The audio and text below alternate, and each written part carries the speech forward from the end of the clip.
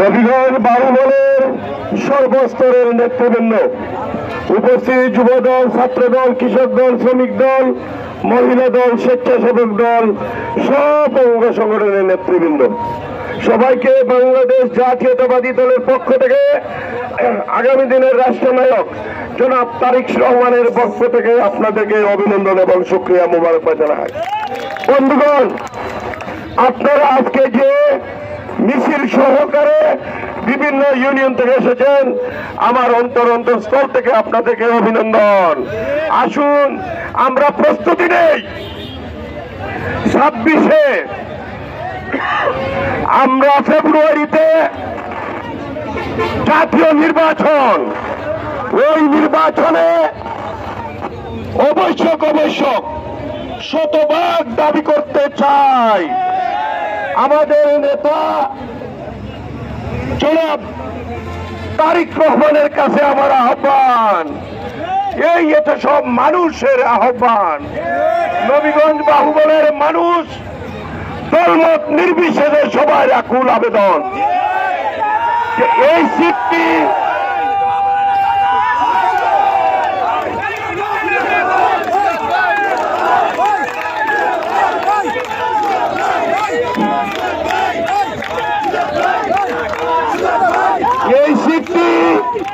উদ্ধার করতে হলে আমি এবং আমার নেতা ছাড়া হবে না। দূর থেকে 18 সালে আপনারা দেখেছেন যাকে নমিনেশন দেওয়া হয়েছিল আর উনি ফিরে আসেন নাই। 3 নম্বর ইউনিয়ন থেকে 2 নম্বর, 3 নম্বর, 4 নম্বর থেকে বিশাল একটি মিছিল এসেছে। সবাইকে আমরা শ্রদ্ধা জানাই, অভিনন্দন জানাই। বন্ধুগণ, আমরা এই পরে আমরা একটা মিছিল সহকারে সবাই আমরা বাজারের দিকে যাব, কিন্তু একটি আকুল আবেদন, নামাজ পড়ে আপনারা আল্লাহ পাক পরবর্তীকার আলমের কাছে বলবেন, যদি সত্যভাবে আমি বাংলাদেশ জাতীয় দলের দলের পক্ষ থেকে যদি কাজ করে থাকি, নবীগঞ্জ বাহুবলের মানুষের যদি খেদমত করে থাকি, ইনশাল্লাহ আমাকে নমিনেশন দিবেন।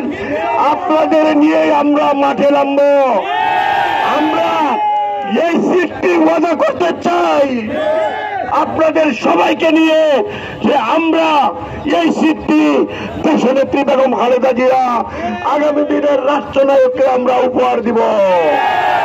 আসুন আমরা ওয়াদাবদ্ধ করতে চাই যে আমরা যে উপনির্বাচনে যেভাবে আপনাকে 19টা সিটের মধ্যে একটি সিট আমরা উপহার দিয়েছিলাম, আবারও ইনশাআল্লাহ আপনাকে আমরা এই সিটটি উপহার দিব।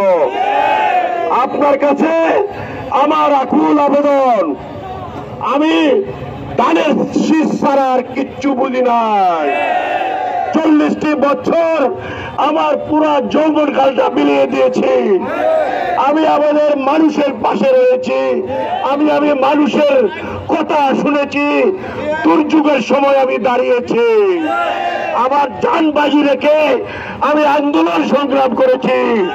ছাত্রদল, যুবদল, সব অঙ্গ সংগঠনকে নিয়ে, শ্রমিক দল নিয়ে, মহিলা দল নিয়ে আমি তাঁতি দল আন্দোলন করেছি। বন্ধুগণ, আমি জানি আমার নেতা তারেক সাহেব জানেন এগুলা, জানিয়ে আমাকে এই সিটটা উপহার দিলে অবশ্যক আপনি